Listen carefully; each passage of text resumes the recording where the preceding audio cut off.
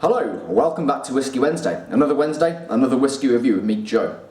So, this week, something a little bit obscure, something delisted, but something rather interesting.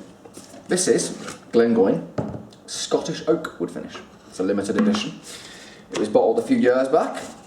It's cask strength, 53.5%, and you can pick it up now for around about £100. Me and a friend went halves on this bottle. Just something a little bit interesting. You know, you see most whiskies that are finished in sherry casks from Spain, port casks from Portugal, American oaks, Sauternes casks, and whatnot.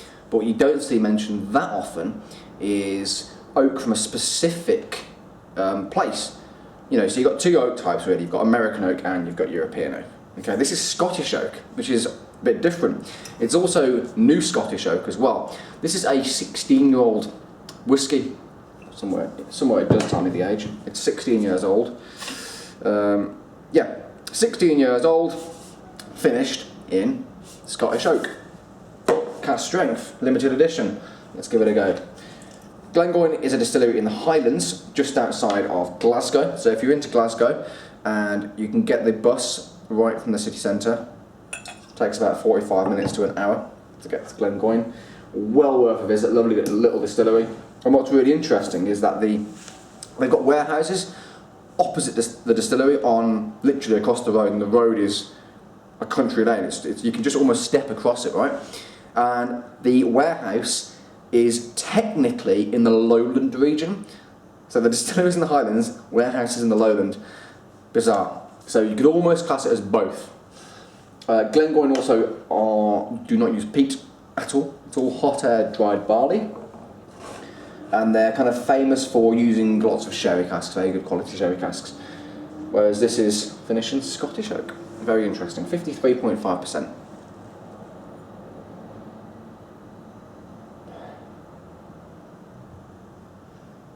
Okay, on the nose.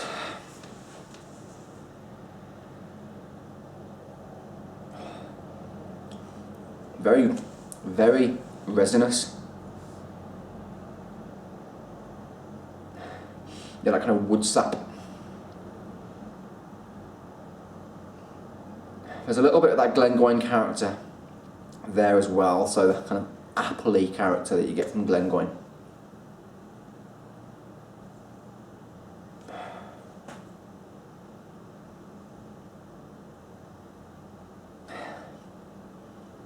Clove as well, really pronounced, and that's, I'm guessing, it's that new Scottish oak. It's a little bit overpowering actually.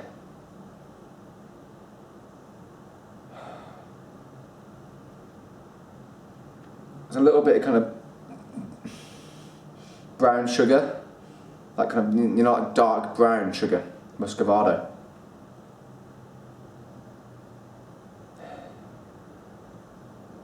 Let's give it a little swirl. Or, as Ralphie says, gently coax, no shaky shaky. I can't do his accent. You can do what you want. You can swirl like that, you can stroll it, however you want to drink your whiskey. Okay? That's the Whisky Wednesday way, alright? Right. There's a bit of kind of chili there. I'm thinking kind of dark chocolate and chili. Burnt coffee, kind of roasted burnt coffee beans. It's a little bit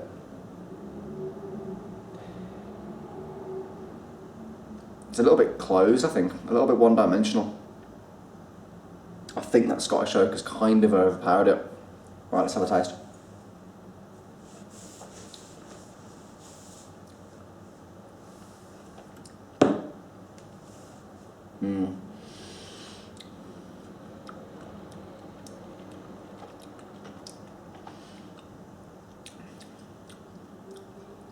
Actually, you know what? When I first had this bottle, well, I took half out from my friend Craig.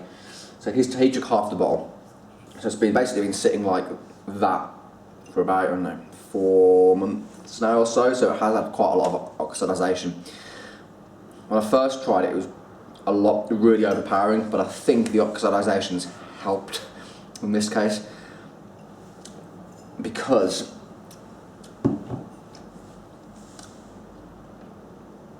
it's a bit too astringent.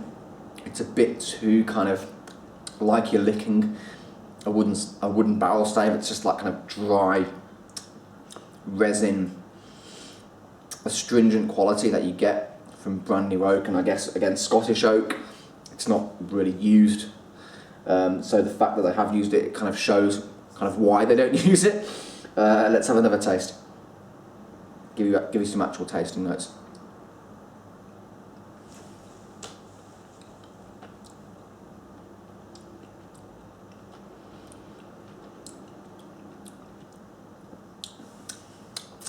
It's kind of yeah. You get the Glengoyne thing going on. You get the kind of apple, and you get that you can taste the lightness of the spirit, but it is all just a bit overpowered.